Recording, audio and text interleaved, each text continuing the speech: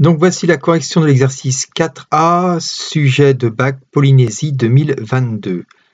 Question numéro 1. L'oxydation a lieu à l'anode et la réduction à la cathode. Voyelle, voyelle, consonne, consonne. C'est le moyen mnémotechnique. Sur le schéma, on vous donnait le sens des électrons. Les électrons sont négatifs, ils sont donc attirés par le plus. Le plus est ici, forcément le moins est là.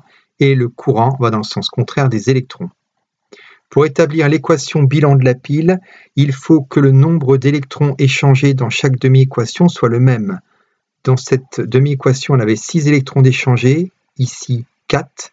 La seule solution, c'est de multiplier la première par 2, la deuxième par 3.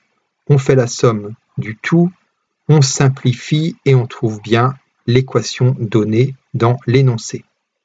Pour calculer la masse, quatrième question, la masse molaire du méthanol, ça c'est très simple, il suffit de connaître la formule du méthanol qui est donnée CH3OH et on calcule ainsi, on trouve bien 32,0 g par mol pour la masse molaire du méthanol.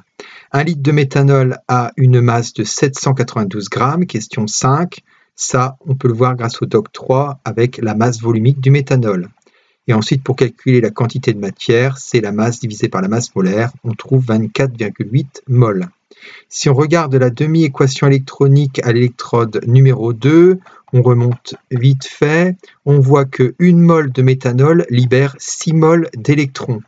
Donc on redescend pour la question numéro 6. Donc nous, comme on avait 24,8 mol de méthanol, on va donc produire 6 fois plus de mol d'électrons, 148,8. On retient 3 chiffres significatifs, on trouve bien les 149 mol de l'énoncé.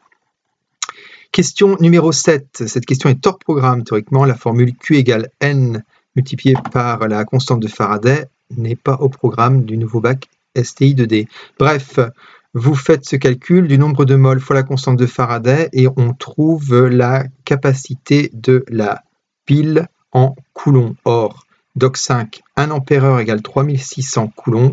Donc, on peut trouver la capacité de la pile en ampère-heure. Ensuite, pour l'énergie contenue dans la pile à combustible, eh bien c'est E égale Q fois U.